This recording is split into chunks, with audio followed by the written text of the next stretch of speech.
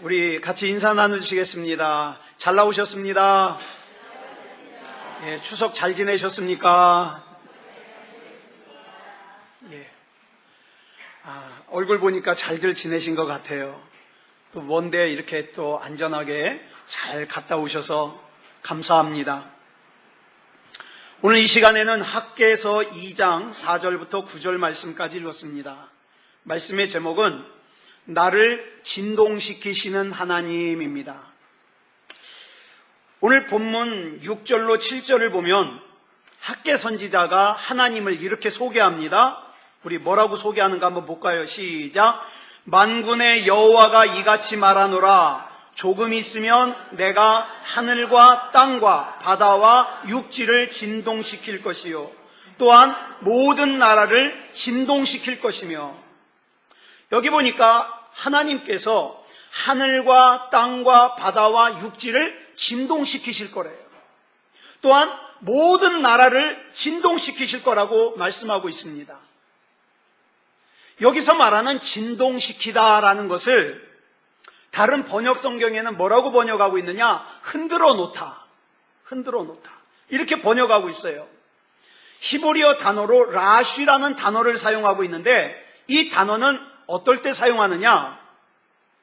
우리 이 눈에 보이는 물리적인 세계에 하나님의 강력한 주권이 역사할 때 이 단어를 사용합니다. 라쉬, 흔들어 놓다, 진동시키다. 제가 TV에서 그 사금 채취하는 걸 몇 번 본 적이 있습니다. 사금. 이게 막 모래 같은 데 있는 그런 금이요.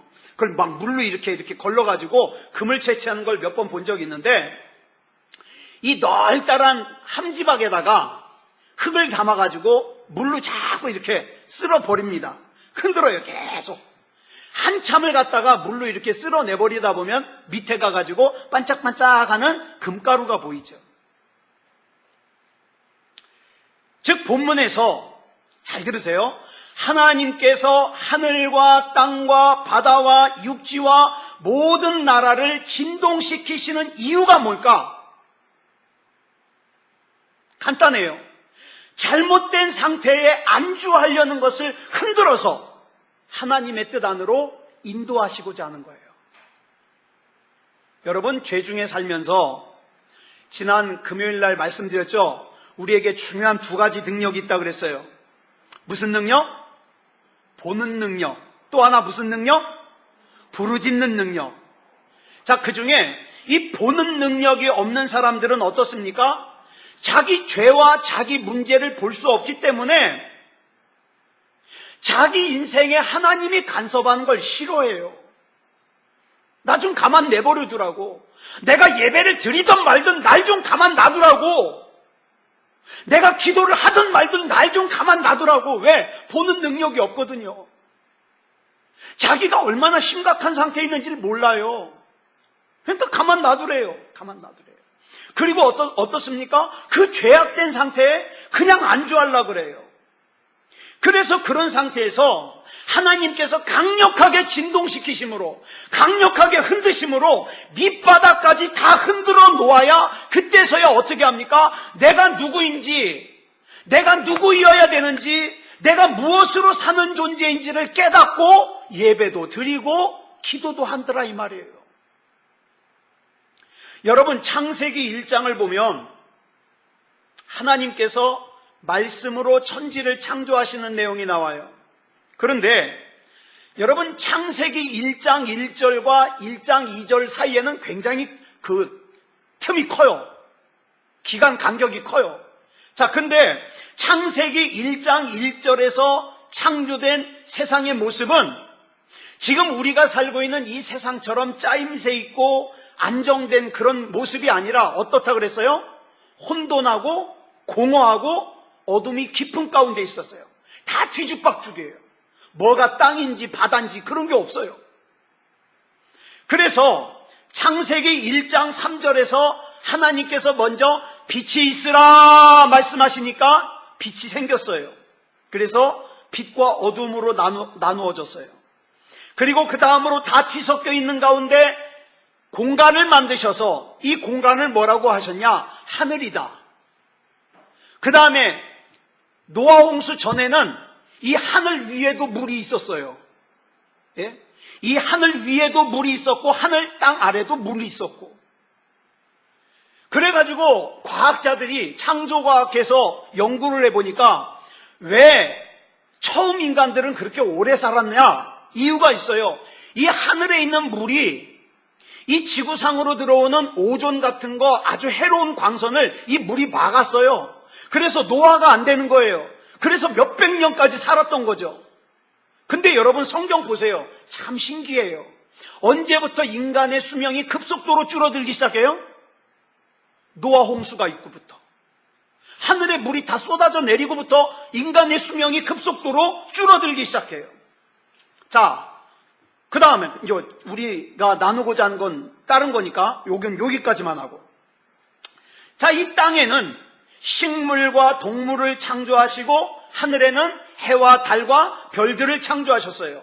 그리고 인간을 만드신 다음에 이 창조물을 다스리라고 맡겨주셨어요. 다스려라. 그런데 인간이 그 하나님을 배반하고 하나님이 따먹지 말라고 하는 선악과를 따먹는 바람에 하나님과의 관계가 깨져버렸어요. 하나님의 형상을 잃어버리고 말았어요. 그리고 나서 그 인간이 그 하나님과 관계가 깨진 상태에서 다시 회복되지 않은 상태에서 어떻게 해요? 그 죄악된 삶에 안주하려고 하자 하나님께서 어떻게 합니까? 하늘의 물이 쏟아지게 하시고 땅의 창수가 터지게 하셔서 물로 세상을 심판하셔요. 이게 우리가 잘 알고 있는 노아 홍수예요. 이 증거가 있어요. 여러분, 높은 산에 올라가면 희한하죠? 왜 산꼭대기에 바다 속에나 있는 것들이에요. 화석이 왜 산꼭대기에 있을까요? 여러분, 높은 산에 화석이요, 막 조개 같은 게 나와요. 무슨 뜻이에요? 거기까지 물이 덮였었다 이 말이에요. 증거예요. 여러분, 산에서 소금이 나와요, 안 나와요? 나와요. 산에서 왜 소금이 나올까요? 물이 덮였었으니까. 물이 덮였었으니까.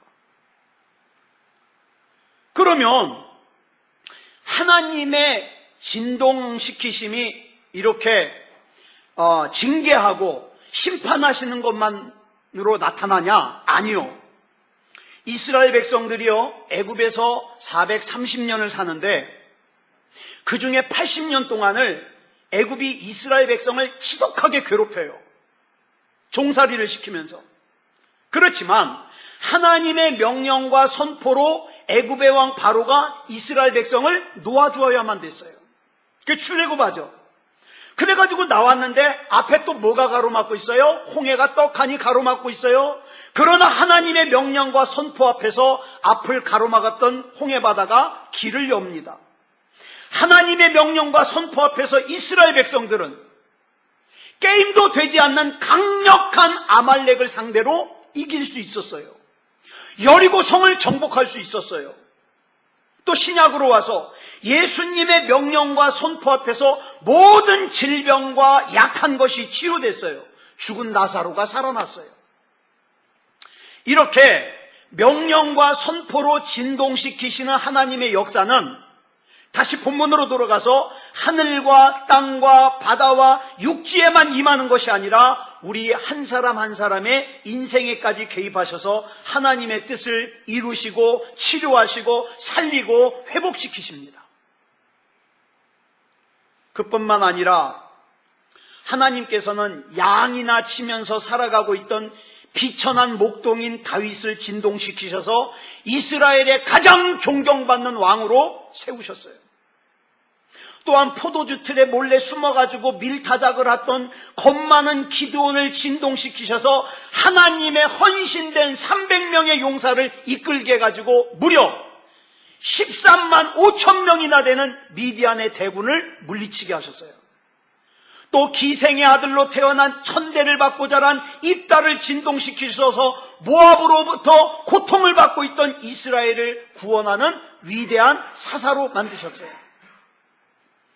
예수 믿는 사람들을 잡아 가두고 박해하던 청년 사울을 진동시키셔서 기독교 역사상 가장 위대한 전도자 바울로 만드셨어요. 갈릴리 바다에서 물고기나 잡으면서 살던 무식하고 비천한 어부였던 베드로를 진동시키셔서 초대교회의 반석이 되어서 세상을 진동시키는 예수님의 수제자 베드로가 되게 하셨어요. 17살의 나이에 방탕해가지고 이 여자 저 여자 만나고 다니면서 심지어는 그 어린 나이에 사생아까지 낳았던 문제야. 게다가 마니교라는 이단에 빠져가지고 이단에 심취했던 어거스틴이라는 젊은이를 하나님께서 진동시키셔가지고 하나님의 위대한 사람인 성 어거스틴이 되게 하셨어요. 이 외에도 헤아릴 수 없을 만큼 수많은 사람들이 하나님의 진동시키심을 받아서 삶이 변하고 인생이 변하고 영이 변했습니다. 그런데 그 하나님께서 지금 저와 여러분을 진동시키셔서 하나님이 원하는 삶으로 변화시키기를 원하십니다. 여러분, 마귀의 거짓말에 속으면 안 돼요. 하나님 말씀대로 살면 힘들다. 하나님의 말씀대로 살면 귀찮다. 아니요. 하나님의 이끄심대로 살면 승리합니다. 승리해요.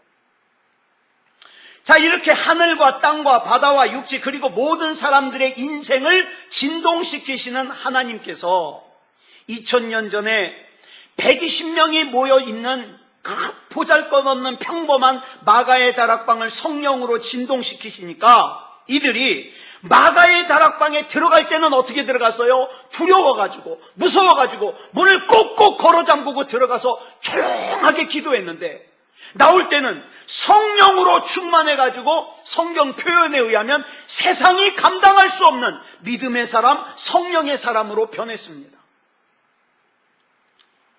이들은 더 이상 예수님의 마음을 답답하게 했던 사람이 아니에요. 이들은 더 이상 작은 여자아이 앞에서 벌벌 떨면서 나 예수님 모른다고 3번이나 부인했던 그런 사람이 아니에요.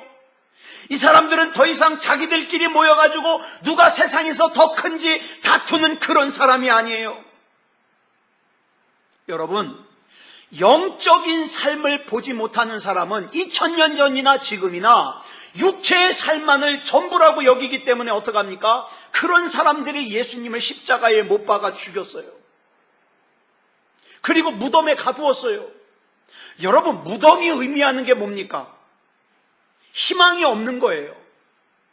가능성이 없는 거예요. 그런데 부활이요 생명 되신 예수님께서 그 무덤을 깨트리고 부활하셨습니다. 혹시 여러분 가운데 이렇게 생각하는 분 있을지 모르겠어요. 나는 나이도 많아. 가진 것도 없어. 그래서 내 인생은 무덤이야. 혹시 이렇게 생각하는 분 있어요? 네? 내 인생은 깜깜해. 나는 장가 갈 수도 없어. 나는 시집 갈 수도 없어. 또 우리 가정은 더 이상 변화될 가능성이 없어. 무덤이야. 내 건강은 고칠 수 없는 질병 때문에 무덤이야. 더 이상 어떤 가능성도 없어. 이렇게 생각하면서 주저앉아 있는 분 있어요? 그렇다면 그 무덤을 깨뜨리고 부활하신 주님께 믿져야 본전이잖아요. 내 남은 인생 다 드리시기 바랍니다. 주님이 사용해 주십시오. 세상적으로 계산하지 않겠습니다. 주님이 나 죽이시면 죽겠습니다. 죽으면 죽으리라. 에스더처럼. 주님께 맡깁니다. 그러면 분명히 우리 주님께서 그 무덤 같은 인생을 진동시키셔서 희망 있는 인생으로, 가능성 있는 인생으로 변화시킬 겁니다. 하나님 믿는다면서요.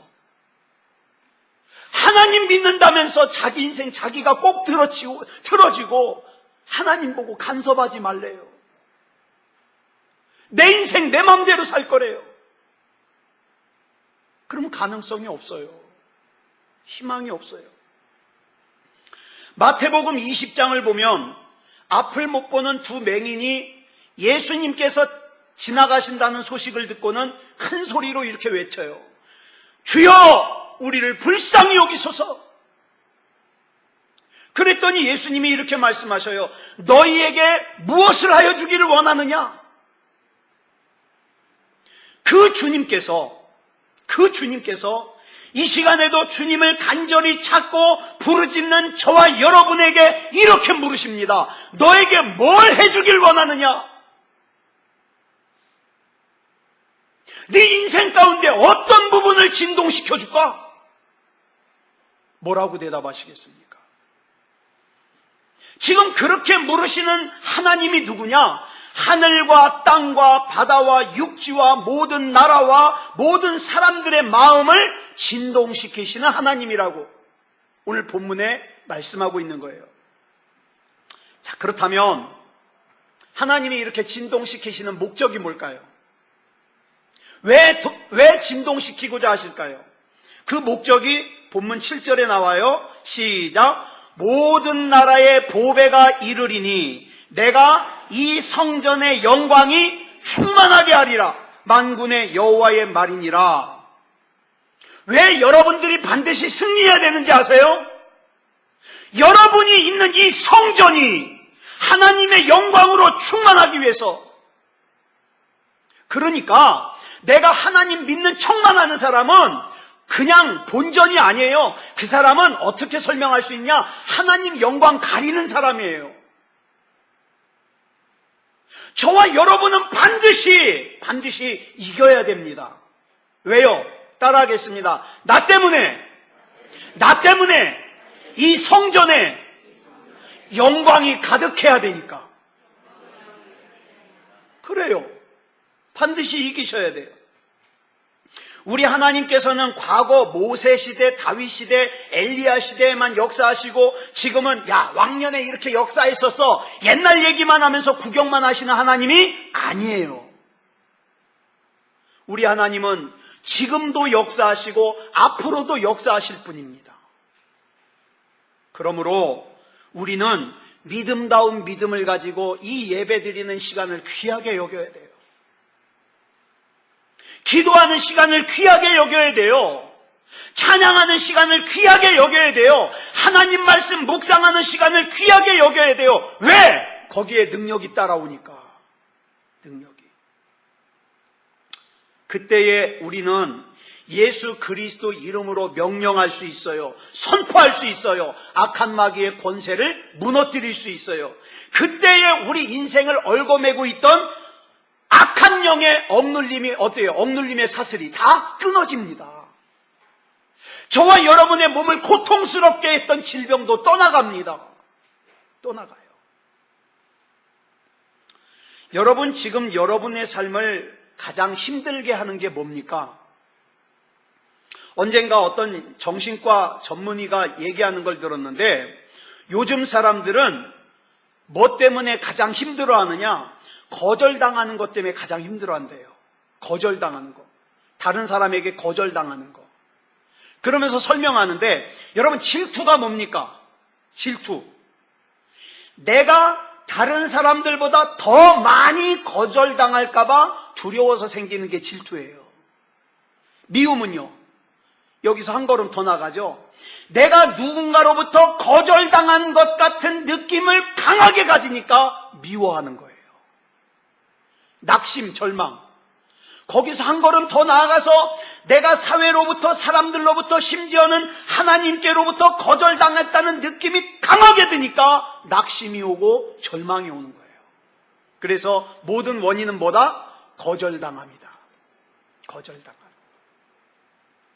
그 외에도 우리가 살고 있는 이 세상에서 강력하게 역사하는 강한 영이, 악한 영이 뭐냐? 음란의 영, 미움의 영, 탐욕의 영이에요.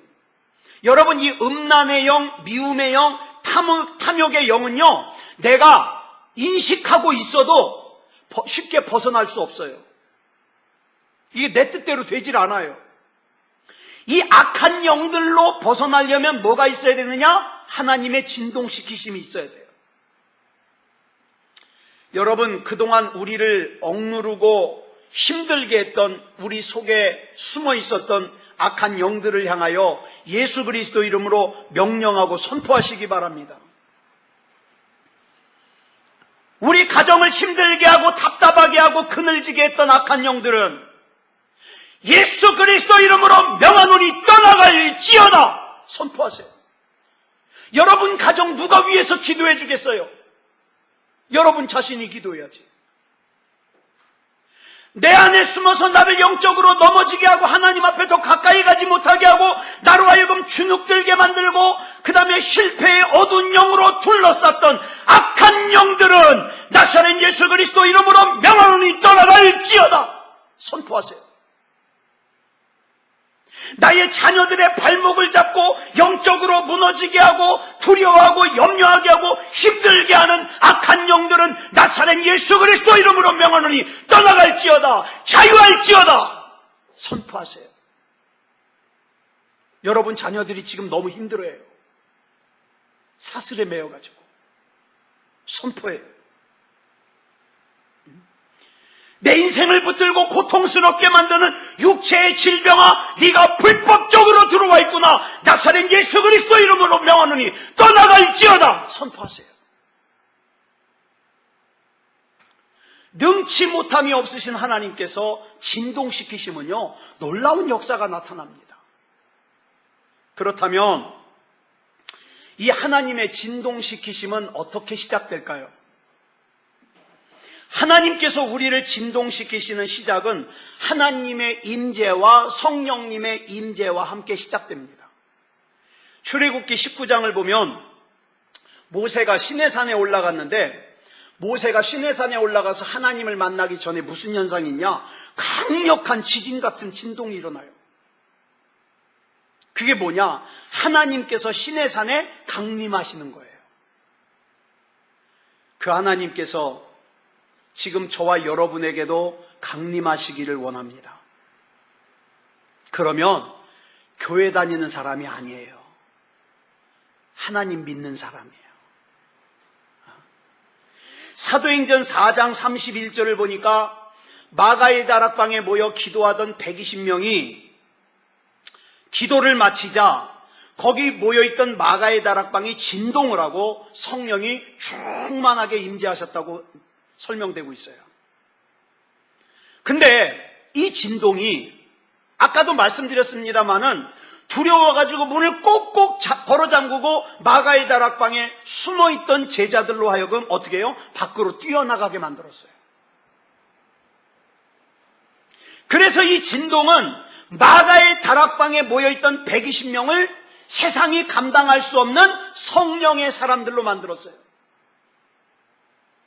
그러므로 하나님의 진동시키심을 사모한다는 것은 단순히 기적을 경험하는 것 그 이상입니다. 하나님의 임재 안으로 들어가는 거예요. 성령님의 임재 안으로 들어가는 거예요.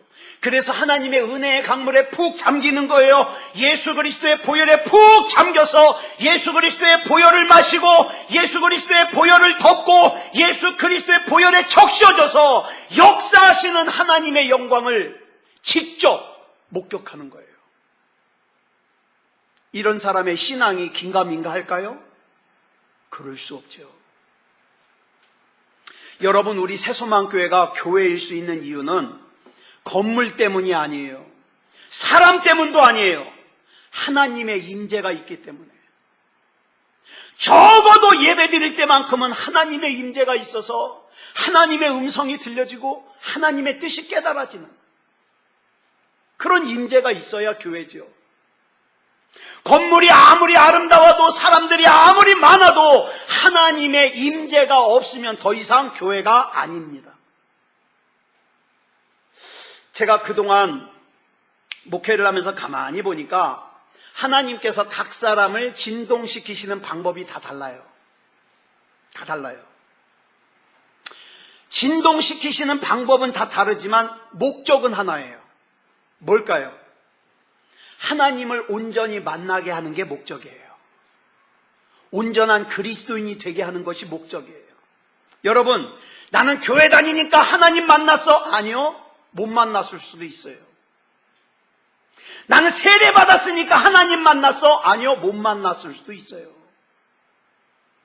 나는 목사니까, 장로니까, 권사니까, 집사니까 하나님 만났어? 아니요.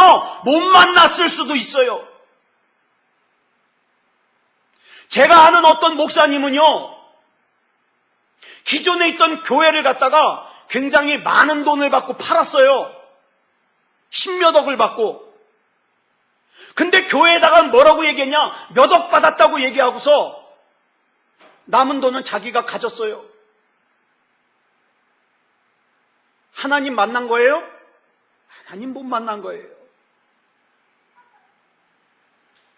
성경을 보면 아브라함이 갈대아 우르에서 나왔다고 해서 아브라함의 신앙이 완성된 거예요? 아니요.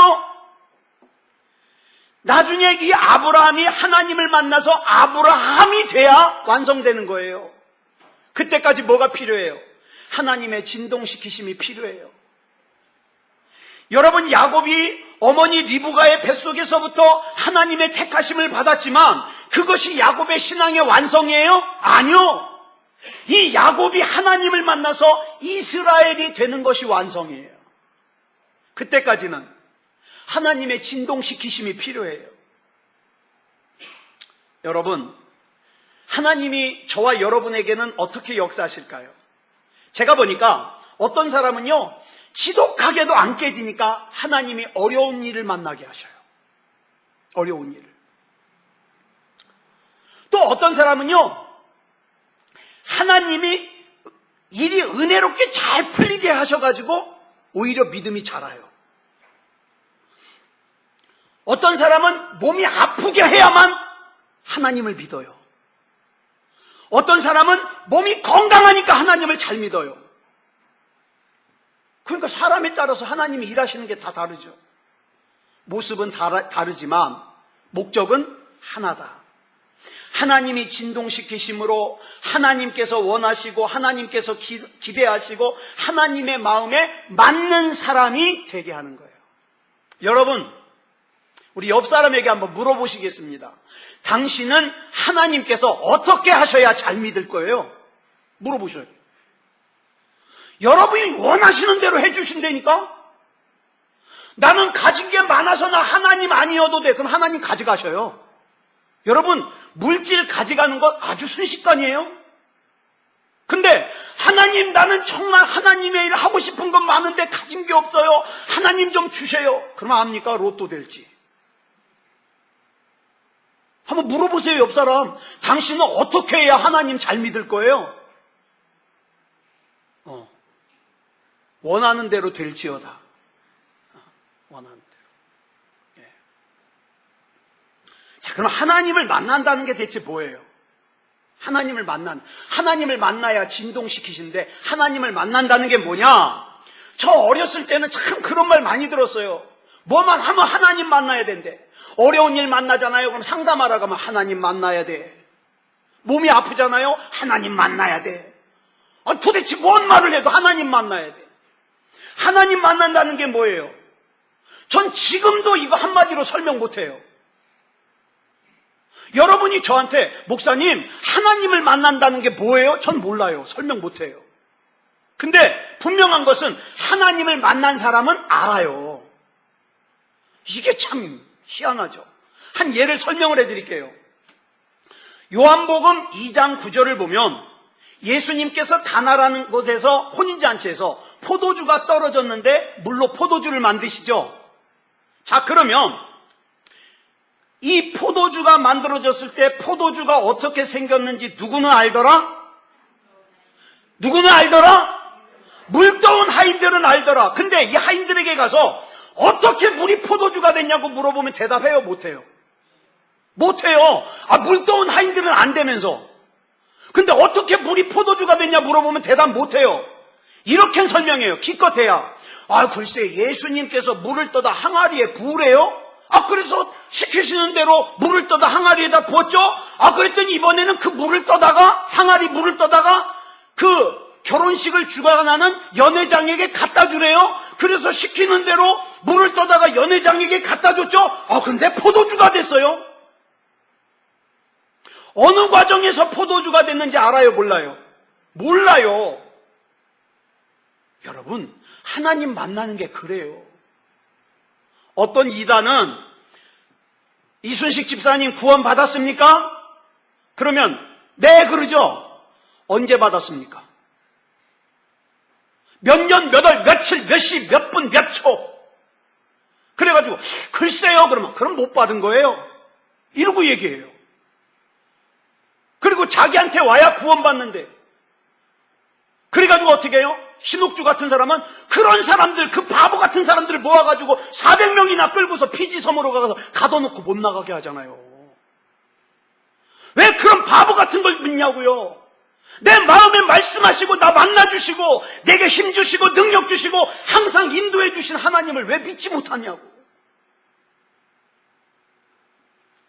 어느 과정에서 물이 포도주가 됐는지 정확하게 설명할 수 없지만 예수님께서 물로 포도주 만드셨다는 건 내가 확실하게 알잖아요. 믿잖아요. 하나님을 만나는 것도 하나님을 만난 사람들은 알아요. 전 하나님 만났어요. 저는 비록 무식하고 미련하고 답답하고 머리숱도 없고 눈도 작고 키도 작고 별 볼 일 없는 목사지만 전 그래도 하나님 만났어요. 여러분 하나님 만나셨습니까? 네. 이단에 속지 마세요. 하나님 만난 증거 내놔보쇼. 여러분 하나님 만난 증거 내놔보라고. 뭐라고 대답할 거예요? 예수 그리스도예요. 내 인생의 답은 예수 그리스도예요. 예수 그리스도. 여러분, 왜 우리가 반드시 하나님을 만나야 되느냐? 하나님을 만나야 된다고 말하는 게 뭐냐면 내 인생의 모든 문제의 답이 어디 있기 때문에? 하나님께 있기 때문에. 내 인생의 모든 답은 하나님께 있어요. 80 넘은 어머님도 인생의 답이 하나님께 있고 50 넘은 저도 인생의 답이 하나님께 있고 이제 시퍼렇게 시작하는 20대 여러분들도 인생의 답이 하나님께 있어요. 근데 문제는 20대에 내가 좀 힘도 있고 뭔가 좀 할 수 있을 것 같으니까 하나님을 우습게 여기죠. 그래서 때로는 하나님께서 그 사람을 진동시키시는 이유가 뭐예요? 조직의 쓴맛을 알게 하려고. 그래서 이거 깨달으면 진짜 복받은 사람이에요. 네 힘대로 안 된다. 하나님 만나야 된다. 옛날 우리 선배 목사님들은요, 우리 돌아가신 이기원 목사님 그때의 목사님들만 하더라도요, 무슨 고등학교 졸업 못한 목사님도 많아요. 예? 어떤 목사님은요, 뭐 중학교 중퇴해가지고 신학교 가가지고 목사님 된 분들 많아요. 지금 뭐 총회 가가지고 어른이라고 이러고 있는데 그 이력서 보면은요 가관이에요. 지금 70 넘은 분들이요 정규 교육 못 받은 목사님들 많아요. 근데 그런 목사님들 앞에 우리 같은 젊은이들이 고개를 숙여야 되는 이유가 뭔지 아십니까? 나보다 공부 많아서? 아니요. 한글도 제대로 못 쓰는 분들 많아요. 어르신 목사님 중에. 맞춤법 다 틀려요. 원고 보면. 근데 그분들 앞에 머리를 숙이고 존경을 표하는 이유가 뭐냐? 이분들이 목회를 시작할 때 인터넷이 있습니까? 세미나가 있습니까? 이분들은 문제만 생기면 기도원으로 짐 싸갖고 들어가서 하나님 날 살리든 죽이든 하나님 맘대로 하십시오 그러면서 기도하는 것밖에 없었어요. 근데 지금은 문제만 생기면 인터넷 뒤지고 문제만 생기면 세미나 가고. 여러분 요즘 젊은 목사님들이요 참 똑똑해요. 얼마나 똑똑한지. 설교도 잘하고 뭐 보는 신학교 교수들 같아요. 또 웬만한 목사님들 다 박사학위 하나씩 있어요. 왜 저도 전에 신경질 나가지고 나도 한번 박사학위 한번 따볼까. 근데 생각해보니까 박사학위 없다고 그래서 목회 못하는 건 또 뭐예요? 그래서 나는 공부가 싫기에 안 했어요. 그런데 보세요. 웬만한 목사님들 박사학위 하나 가지고 있어요. 목사님들 모였을 때 서로 지네들끼리 아무개 박사 그러면서 좋아해요. 그런데 우리 아버지 때 목사님들이 가졌던 능력이 없어요. 왜 그럴까요? 이 중요한 질문이에요. 왜 그럴까요? 이거예요. 주님 외의 방법이 너무 많아요. 쌓아놓은 돈도 많고 내가 뭐 이 집 아니면 뭐 할 게 없어? 그러면서 유학 가도 되고, 그죠? 그러니까 방법이 많아요. 근데 옛날 우리 어르신 목사님들은 하나님 앞에 방법이 없어요. 하나님밖에. 그러니까 하나님이 나를 살리시든 죽이시든, 그러니 하나님이 책임지실 수밖에 없죠. 그런데 저는 우리 새소망교회 성도들이요, 그런 성도 됐으면 좋겠어요. 하나님 앞에서 괜히 내가 이것밖에 방법이 없어? 그러지 말고요. 하나님이 아니면 나는 안 됩니다. 하나님이 아니면 우리 가정은 안 됩니다. 여러분, 이렇게 하나님이 진동시키기까지 조건이 있어요. 첫 번째 조건이 뭐냐? 스스로 굳세게 해라. 여러분, 본문 4절 보겠습니다. 시작. 그러나 여호와가 이르노라 스룹바벨아 스스로 굳세게 할지어다. 여호사닥의 아들 대제사장 여호수아야 스스로 굳세게 할지어다. 여호와의 말이니라. 이 땅 모든 백성아 스스로 굳세게 하여 일할지어다. 내가 너희와 함께하노라. 만군의 여호와의 말이니라. 여러분, 스스로 굳세게 하라는 말이 무슨 뜻이에요? 누구 다른 사람이 나 일으켜주기를 기대하지 말라 이 말이에요. 많은 사람들이 엎어져 가지고는 누가 날 일으켜주기를 원합니다. 엎어져 가지고는 아유 목사님은 나 붙들어 주겠지. 목사님은 내 편 들어주겠지. 그러다가 자기 편 안 들어주면 시험 드는 거예요. 그게 더 나아가서 미움이 되는 거예요. 하나님께서 뭐라 그래요? 스스로 굳세게 할지어다. 스스로. 스룹바벨아 너도, 여호사닥의 아들 대제사장 여호수아야 너도, 이 땅의 백성들 너희 모두가 스스로 굳세게 하여 일어나라. 옆에 사람 보지 마라. 그래서 우리는 이렇게 고백하는 거예요. 나는 주님이 아니면 안 됩니다. 주님이면 충분합니다. 스스로 굳세게 해라. 스스로. 그 다음 하나님께서 나를 진동시키기 위해서 필요한 두 번째 조건이 뭐냐? 두려워하지 말라는 거예요. 두려워하지 말라. 자, 본문 5절 볼까요? 시작. 너희가 애굽에서 나올 때에 내가 너희와 언약한 말과 나의 영이 계속하여 너희 가운데 머물러 있나니 너희는 두려워하지 말지어다. 내가 너희와 약속한 게 있잖아. 이미. 그럼 왜 두려워해? 지금 당장 손에 돈이 없으니까 두려워? 내가 너한테 약속한 말이 있잖아. 그거 붙들어. 내가 너 안 버려. 내가 너 책임질 거야. 그 약속 붙들고 두려워하지 말라는 거예요. 근데 이 말씀 잘 보세요. 너희가 애굽에서 나올 때 그랬죠. 근데 이 학개서는요, 이 시기가 이스라엘이 출애굽한 지 약 930년이 지났을 때예요. 게다가 바벨론에서 포로 생활하다가 나온 사람들이에요. 그러면 왜 애굽에서 나왔다 그랬을까요? 번역 잘못한 거예요? 아니요. 여기서 애굽에서 나올 때에 이 말은 구원받았을 때의 이 뜻이에요. 즉 너희가 세상에서 구원받았을 때에 내가 너희에게 약속한 말과 나의 영, 즉 성령님이 계속하여 너희와 함께 있으면서 너희를 지킬 거니까 두려워하지 말아라. 이 뜻이에요. 마귀가 원하는 게 뭔지 아세요? 저와 여러분에게? 마치 골리앗 앞에 서 있는 사울왕처럼 겁나가지고 두려워가지고 주눅 들어가지고 자꾸 쭈그러지게 만들려고 그러는 거예요. 그게 마귀가 원하는 거예요. 네 자신을 한번 생각해봐. 네가 뭘 할 수 있어? 이러고 아무것도 못하게 만드는 거예요. 전에도 말씀드렸어요. 세상 사람들이 고기 반찬에 술 마시면서 뭐라 그래요? 어떻게 살지? 걱정된대요. 한 잔에 몇천 원 하는 그 비싼 커피 마셔가면서, 저 작동해보니까 옛날에 전용대 목사님이 커피 사준다 그래서 갔더니 세상에 만 몇천 원이에요. 나 아까워가지고 그거면 쭈꾸미 볶음을 먹고도 남는데 만 몇천 원짜리 커피를 마시면서 뭐라 그래요? 어떻게 살지?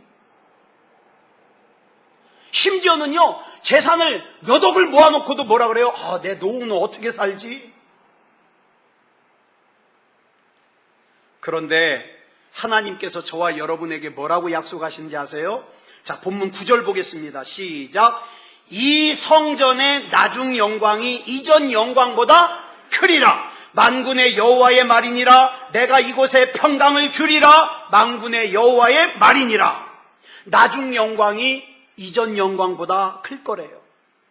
여러분, 따라하겠습니다. 내 인생에 가장 좋은 때는 아직 오지 않았다. 하나님의 때에 반드시 주십니다. 두려워하지 마세요. 얼굴에서 주눅든 거 걷어버리세요. 그래서 마태복음 6장 34절에 뭐라 그랬습니까? 시작. 내일 일을 위하여 염려하지 말라. 내일 일은 내일이 염려할 것이요 한날의 괴로움은 그날로 족하니라. 아멘. 자, 누가 하나님 앞에 나를 진동시키시도록 드리겠습니까? 제가요, 여호수아 24장 15절에서 여호수아가 했던 질문을 똑같이 드리고 싶어요. 여러분이 오늘 섬길 자를 택하십시오. 여러분 하나님을 섬기겠습니까? 여러분 재산을 섬기겠습니까? 하나님 섬기겠습니까? 여러분 능력을 섬기겠습니까? 나와 내 집은 하나님 섬길 겁니다. 그 길 가다가 엎어져도, 그 길 가다가 조롱을 당해도 하나님 섬길 겁니다. 누가 하나님 섬기시겠습니까? 우리 반주 준비해 주시고요.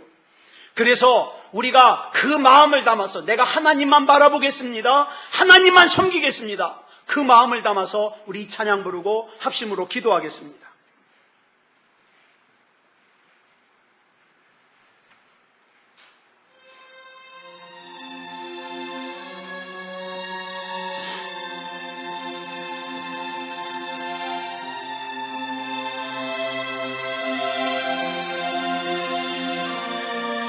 나를 지으신 이가 하나님,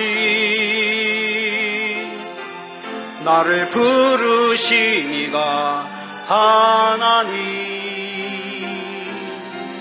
나를 보내신 이도 하나님, 나의 나 된 것은 다 하나님 은혜라. 나의 달려갈 길 다가도록 나의 마지막 고흡 다하도록 나로 그 십자가 품게 하시니 나의 나 된 것은 다 하나님 은혜라. 한량없는 은혜, 갚을 길 없는 은혜, 내 삶을 애워싸니 하나님의 은혜, 나 주저함 없이 그 땅을 밟음도 나를 붙드시는 하나님의 은혜. 이 땅에 오직 주밖에 없네. 그 무엇도 나를 채울 수 없네. 주님의 평안 내 안에 있네. 그 누구도 빼앗수. 우리 다시 한번 이 가사대로 고백하겠습니다. 이 땅에 오직 주밖에 없네. 그 무엇도 나를 채울 수 없네. 주님의 평안 내 안에 있네. 그 그 누구도 빼앗. 우리 한 번만 더 찬양하겠습니다. 이 땅에 오직, 이 땅에 오직 주밖에 없네. 그 무엇도 나를 채울 수 없네. 주님의 평안 내 안에 있네. 그 누구도 빼앗을 수 없네. 우리 시간같이 기도하겠습니다. 하나님께서 나를 진동시키셔서 하나님의 뜻 가운데 거하게 해주시옵소서. 거기서 얻어지는 평안, 거기서 얻어지는 기쁨은 세상의 그 어느 것과도 비교할 수 없으니 하나님이 나를 끝까지 책임져 주시옵소서. 우리 같이 합심으로 기도하겠습니다. 사랑의 아버지 하나님, 감사합니다. 하나님의 은혜 가운데 붙잡아 주셔서 하나님 바라보고 나갈 수 있음을 감사합니다. 악한 마귀가 나에게 뭐라고 말을 해도, 악한 마귀가 내 마음에 무엇을 심어놔도 우리 주 예수 그리스도 이름으로 다 떨쳐버리고 하나님만 바라보기 원합니다. 주여 붙잡아 주시옵소서. 믿음다운 믿음이게 하여 주시옵소서.